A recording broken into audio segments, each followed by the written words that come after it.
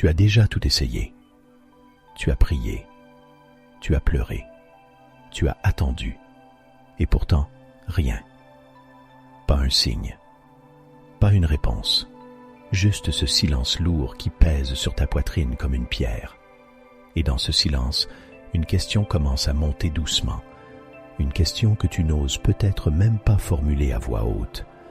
Est-ce que Dieu m'entend vraiment? Est-ce qu'il me voit? Est-ce qu'il se préoccupe encore de moi? Si tu t'es déjà posé cette question, alors cet enseignement est fait pour toi. Parce que ce que tu traverses, des milliers de personnes le vivent en ce moment même. Et des milliers d'autres l'ont vécu avant toi, dans la Bible, dans l'histoire, dans des nuits qui semblaient ne jamais finir. Le silence de Dieu est l'une des expériences les plus déstabilisantes dans la vie d'un croyant. Pas parce que c'est rare, mais parce que c'est inattendu. On nous a dit que Dieu répond. On nous a appris qu'il est là. Et quand on crie et qu'on n'entend rien, quelque chose en nous commence à vaciller. On commence à douter, pas forcément de Dieu, mais de soi. On se demande si on a fait quelque chose de mal, si on mérite cette absence, si on est oublié.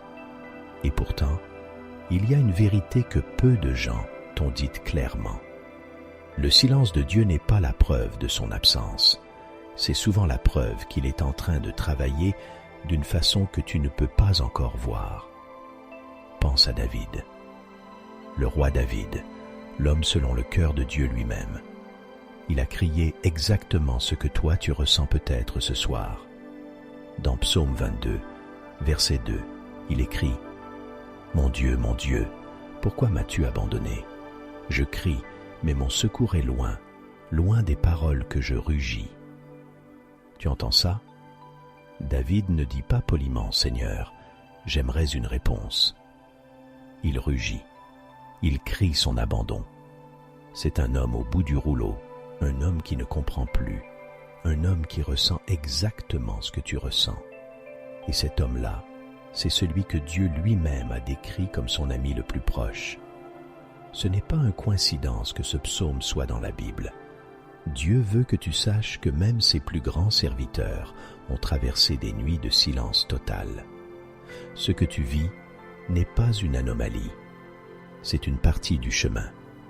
Maintenant, pense à Élie, un prophète puissant, un homme qui avait vu le feu descendre du ciel, qui avait tenu tête à des centaines de faux prophètes. Et pourtant, juste après l'une de ses plus grandes victoires, il s'est retrouvé seul dans le désert, épuisé, vidé, prêt à mourir. Il attendait Dieu. Il cherchait une réponse. Et qu'est-ce qui s'est passé? Dans 1 Rois 19, verset 12, on lit quelque chose d'extraordinaire. Après le tremblement de terre, un feu. L'Éternel n'était pas dans le feu. Après le feu, une voix douce et légère. Dieu n'était pas dans le fracas. Il n'était pas dans la tempête que tu attendais. Il était dans le murmure, dans la voix douce, dans ce que tu entends à peine quand tout est calme. Est-ce que tu t'es déjà demandé si Dieu n'était peut-être pas absent, mais simplement plus discret que tu ne l'espérais? Il parle parfois dans le silence lui-même, pas malgré lui, à travers lui. Mais comment croire dans ce silence? Comment tenir quand tu ne vois rien, quand tu n'entends rien, quand tu ne ressens rien? C'est exactement là que la foi entre en jeu, et pas la foi du dimanche, celle qu'on a quand tout va bien. La vraie foi, celle qui tient dans le noir. Dans Hébreux 11, verset 1, la parole dit avec une clarté absolue « Or la foi, c'est la certitude de ce qu'on espère, la démonstration de ce qu'on ne voit pas. » La foi n'est pas l'assurance d'avoir déjà reçu. C'est la certitude que ce que Dieu a promis est réel, même quand les yeux ne le voient pas encore. La foi ne nie pas la souffrance. Elle dit « Je souffre, et pourtant je choisis de croire que Dieu n'a pas lâché. » C'est ça le cœur de la vie chrétienne, non pas l'absence de nuit, mais la certitude que la nuit n'est pas le dernier mot. Et voilà ce que beaucoup de croyants ne comprennent pas encore. Dieu travaille même quand tu ne le vois pas, surtout quand tu ne le vois pas. Dans Romains 8, verset 28, il est dit avec une force qui devrait tout changer.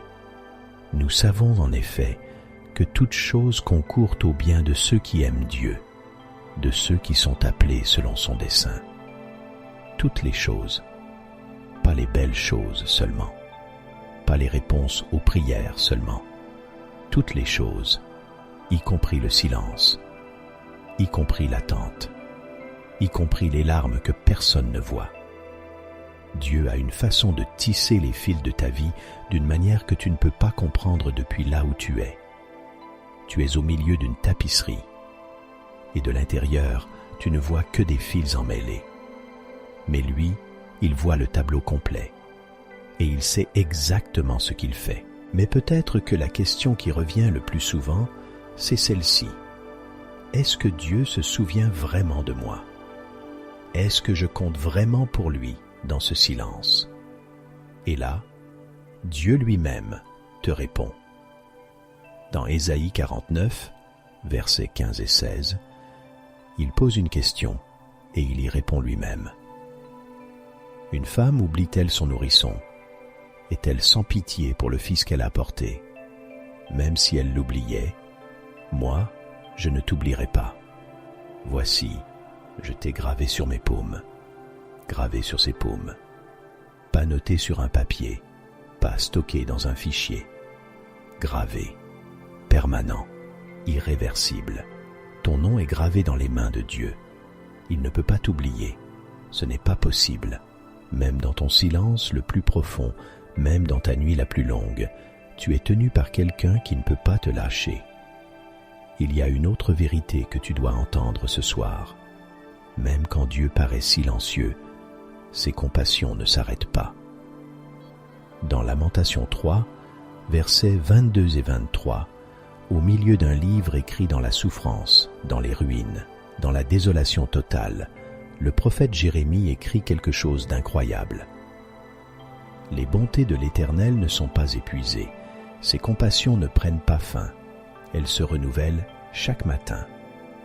Chaque matin, pas chaque année, pas chaque décennie, chaque matin. Demain matin, quand tu te lèveras, les compassions de Dieu seront neuves, fraîches, complètes.